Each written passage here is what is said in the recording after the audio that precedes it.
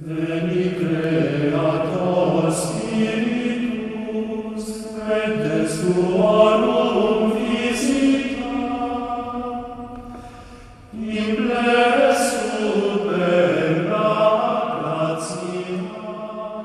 Hi, I'm Peter Adamson, and you're listening to the History of Philosophy podcast, brought to you with the support of the Philosophy Department at King's College London and the LMU in Munich. Online at www.historyofphilosophy.net. Today's episode, Frequently Asked Questions, Henry of Ghent. In recent episodes, I've been trying to show how misleading it is to think of Thomas Aquinas as the definitive thinker of the late 13th century, never mind of medieval philosophy in general. Sure, he was original, brilliant, and in the long run very influential, but his staunch commitment to Aristotle made him idiosyncratic, if not quite as controversial as some colleagues at the Paris Arts faculty. A figure who might better personify the intellectual climate in these decades would be Henry of Ghent. Of course, he's far less famous than Aquinas. I recently asked someone whether they'd ever heard of him, and got the response, "Well, I've heard of Henry and I've heard of Ghent, but not Henry of Ghent." Yet he was a major figure in his time. Though he was born earlier than Aquinas, Henry's long stint as master of theology came after Aquinas' death in 1274, running from 1276 until just before Henry's death in 1293. For evidence of his standing as a leading and more mainstream intellectual, we need only recall the 1277 condemnations. Where Aquinas may have been one of the targets, Henry of Ghent was on the commission that drew up the list of banned teachings. With Henry, we also have a leading exponent of the format that dominated philosophical writings of the 13th century, the disputed question. His extensive writings are largely in this form, and have been gathered into one large theological treatise, called either his Summa or Questiones Ordinariae, and a series of 15 further collections of questions on various issues, the Quodlibeta. In this sprawling body of work, Henry touches on all the contested issues of his day. He is often thought of as a champion of Augustine's ideas and cast as an Augustinian critic of Aquinas. But we won't understand Henry well if we think of him just as a foil for Aquinas. Henry, too, was an original and synthetic thinker, eager to draw on the authority of Augustine, but also of Aristotle, and any number of sources from the theological, philosophical, and legal traditions. And it was Henry, more than Aquinas, who would set the agenda for the last towering figure of late 13th century thought, John Duns Scotus. This despite the fact that, as Scotus himself complained, it can be hard to pin down Henry's ideas because he says different things in different places about the same topics. His views seem to have evolved over time, and the very form of his writings means that you can find Henry tackling pretty well any philosophical issue, but not so easily discern the coherence or thrust of his thought as a whole. Rather than forcing his varied and voluminous output into a simple framework, or choosing just one problem that he discusses, I'm going to touch on a whole range of questions addressed by Henry. This will, incidentally, give us a nice survey of some key philosophical issues as we get ready to turn to Scotus and then the very different context of the 14th century. So, question 1. Henry was a theologian. Does that mean that he wasn't a philosopher? On this point, Henry agrees with Thomas Aquinas. Theology is a science and one with an intimate relationship with philosophy. Henry condemns the pursuit of the liberal arts or other rational sciences for their own sake as mere curiosity, but commends the use of philosophy towards a higher goal. This goal is, of course, God, who is ultimately pursued in practical sciences like ethics because he is the highest good, and also in theoretical sciences like natural philosophy or metaphysics because he is the ultimate cause of all things. Philosophy can thus be very useful as long as one has already accepted the truths of the Christian faith in advance. This is an important constraint, because philosophy on its own is liable to reach conclusions that would be overturned from the perspective of theology. One reason for this is that philosophers consider only what Henry calls proximate causes, which may be trumped by the ultimate cause that is God. He alludes several times to the example of Hezekiah, taken from the Bible. Hezekiah was on his deathbed, and doctors and philosophers would have predicted his imminent demise by looking to the natural causes at play.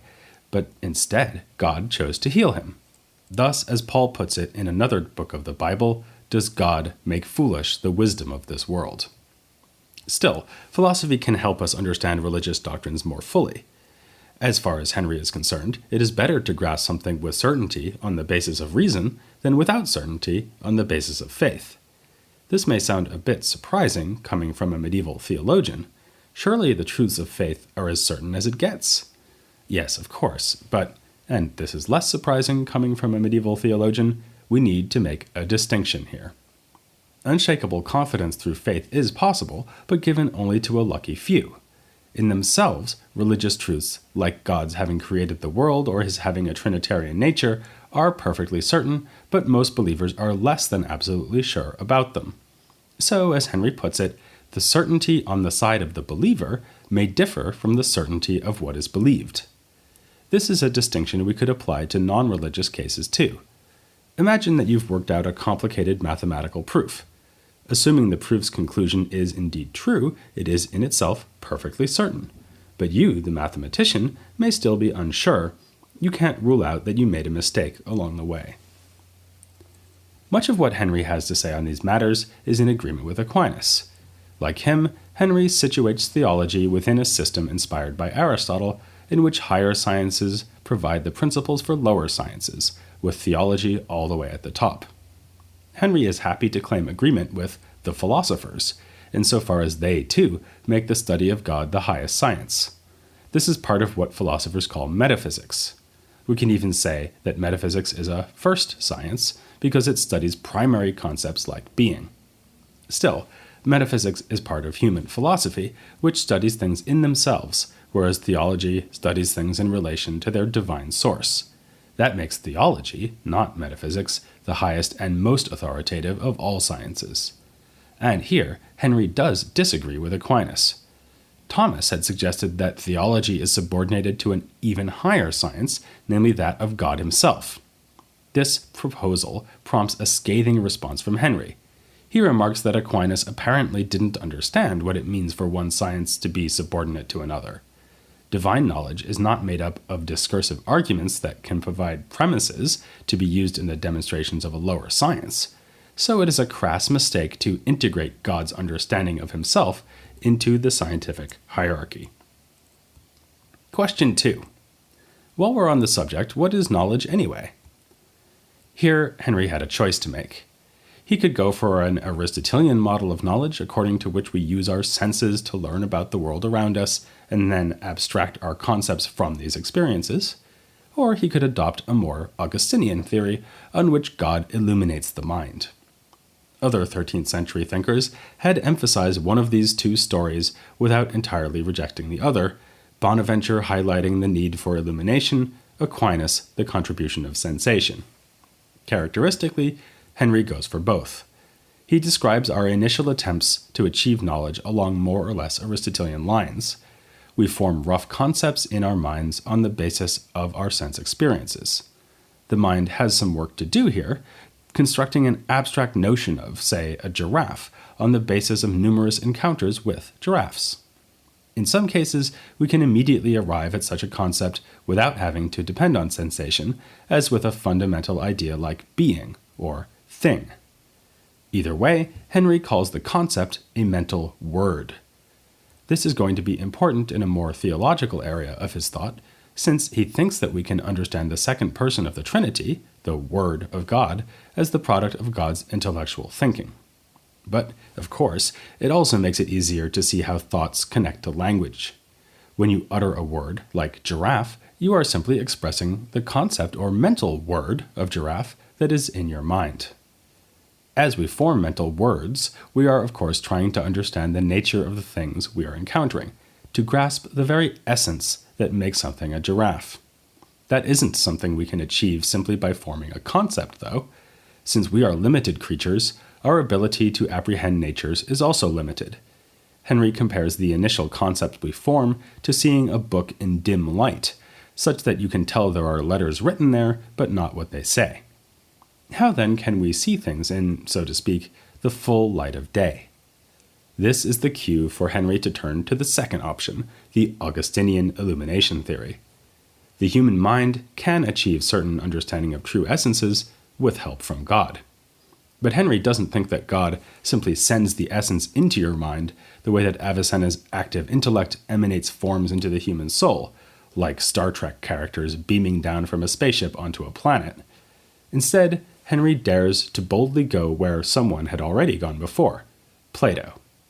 He asserts that true knowledge can be had only in the light of perfect exemplars, which reside with God after he created them as models for the things we find around us in the physical universe. These exemplars are the very natures and essences of the things. By aligning our initial concepts with them, we can avoid all error and guarantee a successful end to the scientific enterprise. Question 3.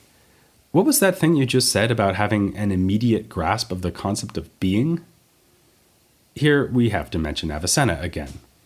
A signature doctrine found in his writings has to do with the core notions of metaphysics, the so-called transcendentals, which are those features that belong to absolutely everything, like unity, truth, and, of course, being. Avicenna thought that the idea of being, or of a thing, is so basic that we cannot be extracting it from our experiences of the world. Rather, it is known primarily, or immediately. Henry agrees and seizes the chance to forge another link between philosophy and theology. Since God is the highest being, and the source of all being, we are already, in the dim, imperfect way possible for us with our natural resources, grasping God as soon as we get hold of this primary concept. The vague understanding of being that is immediately available to us mirrors the transcendent being of God, which is indeterminate not because it is vague, but because it is infinite. Of course, this doesn't mean that all humans are aware of an innate knowledge of God that they've had since childhood. It takes a lot of philosophy to see that our idea of being, which is so fundamental that we usually don't even articulate it to ourselves, is in some way a crude intuition of the divine. Question 4. This has all been pretty abstract and metaphysical so far. Does Henry have anything to say about more concrete issues, for instance, in ethics? Well, Henry has something to say about almost everything, so the answer is definitely yes. My favorite example is his discussion of whether it is morally permissible for a condemned prisoner to escape in order to save his own life. Let's suppose that Mr. Spock has been court-martialed by Starfleet Command for some crime, like beaming onto a planet together with several anonymous red-shirted crew members when he ought to know from experience that those guys always get killed. Spock is in the brig, awaiting his execution, but he sees a chance to escape. Is he entitled to run away? Listeners who find this example too frivolous are invited to go read Plato's dialogue, Crito, instead, since it presents the same scenario with Socrates in the condemned prisoner role. Henry says that Spock should go right ahead and escape. He appeals to the natural law, according to which every human has the right, and even the responsibility, to maintain the link between soul and body. This is not to say that the judge who condemned the man was acting unjustly, since the judge does have the right to put him to death, but it is to say that the criminal retains an inalienable right for self-preservation. For the same reason, Henry says it is morally acceptable to steal food if the alternative is starvation. On the other hand, it's not that anything goes when you are trying to save your own life. Since the judge, or the state, owns things like the prison cell's bars and the shackles, the prisoner would transgress if he destroyed these things in a bid for freedom. Needless to say, it would also be wrong to injure or kill the guards. Still, Mr. Spock can escape with a clear conscience if he is left unattended and can just walk out without doing any damage, something Henry compares to the fact that you're allowed to stroll through someone else's field if no one has bothered to put a fence around it. Question 5. What is the relationship between the intellect and the will? I'm so glad you asked, because with this final question, we come to a pivotal contribution by Henry, and one that paves the way for Duns Scotus's more famous treatment of human freedom. The issue has been a recurring one throughout the medieval period, with early figures like Eriugena and Anselm wondering how humans can be free if they need God's grace to avoid sin, and Peter Abelard locating moral responsibility in human intention because intention is something over which we have free control. In the late 13th century, the issue is much more focused on two powers within the soul, the intellect and the will. There is a division of labor here. Intellect is tasked with determining the best thing to do in any given situation, and on this basis, will forms a volition to act. Henry says that this makes will superior to intellect, since the intellect has only an advisory capacity, whereas will has the executive function. He thus compares the intellect to a servant who goes before a master bearing a lamp to help the master see. But there's an obvious problem here. If the intellect tells the will what it ought to do, and the will always chooses accordingly, then how is the will free? It seems to be constrained, not by God's grace or any other external factor, but by the rational processes going on in the intellect. Suppose Mr. Spock is deciding whether to escape from prison. As it happens, he's read Henry of Ghent's disputed question and agrees with Henry's reasoning. He duly concludes that it would be right for him to escape. Since he now thinks that, all things considered, this is the best thing to do, all that remains for his will to do is ratify that belief by deciding to act upon it. In other words, it would just rubber stamp the decision already made by intellect and set action in motion. That way of looking at things could be called rationalist or intellectualist. Aristotle gave medieval authors a big push in this intellectualist direction, since he depicts human choices as the outcome of practical reasoning. Aquinas is often seen as taking Aristotle's lead. He, of course, insists that the will is free, yet it seems that for him the will cannot act directly against the intellect. What it can do is influence the intellect, for instance by instructing it to direct its attention to certain considerations rather than others, an all too familiar phenomenon, as when you rationalize about why it would be a great idea to watch Star Trek instead of reading some Henry of Ghent.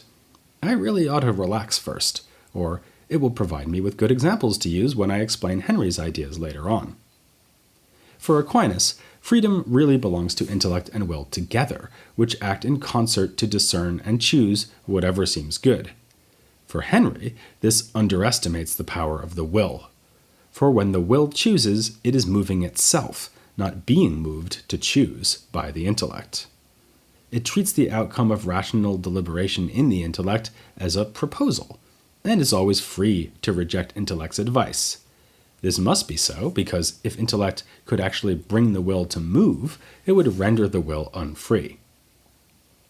It may seem that Henry has gone too far here.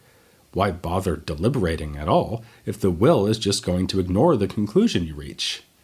His answer takes the form of a metaphor. The counsel of the intellect creates a kind of weight in the will, meaning a propensity to do one thing rather than another. This weight disposes the will to make a certain choice, but without constraining it so that it must make that choice. This may seem rather unsatisfactory. It seems that Henry makes freedom consist in the will's capacity to defy good advice from intellect. This would be rather ironic, since Henry agrees with Anselm that humans have been given freedom for a very specific purpose, namely so that we can choose what is good. Really, Henry just wants to ensure that when the will does choose rightly, it is choosing freely. If it only ever has one option, the one recommended by the intellect, then it would not be free. This availability of multiple options is going to be a key issue for Scotus, too. The two of them are laying the seeds of voluntarism, which is going to be a striking feature of philosophy in the 14th century. Question 6. What will the next couple of episodes be about? It's just about time for us to move on to Scotus, who took much from Henry while frequently opposing his teachings. But Henry really deserves a bit more attention from us, and he's going to get it in the shape of 2 more episodes. One will be an interview with a leading expert on his thought, Martin Picavet, who will be joining me next time to look more deeply into this central issue of Henry's thought, his so-called voluntarism, and his understanding of the will. After that, I want to do something that would probably win approval from Henry himself. In this episode, and in fact in the whole series of episodes on medieval philosophy, we've been looking for the philosophical ideas in authors like Henry who thought of themselves primarily as theologians. I want to put this approach to the ultimate test by considering a couple of explicitly theological issues. We'll see how thinkers like Aquinas, Henry, and Scotus applied philosophical tools even in this sort of context, drawing fine distinctions, offering rational arguments, and alluding to Aristotle as they clashed over church doctrines.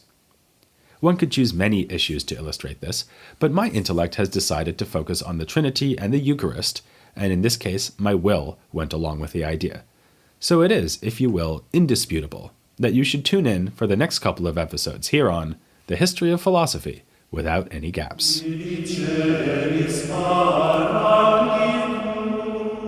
paraclitus,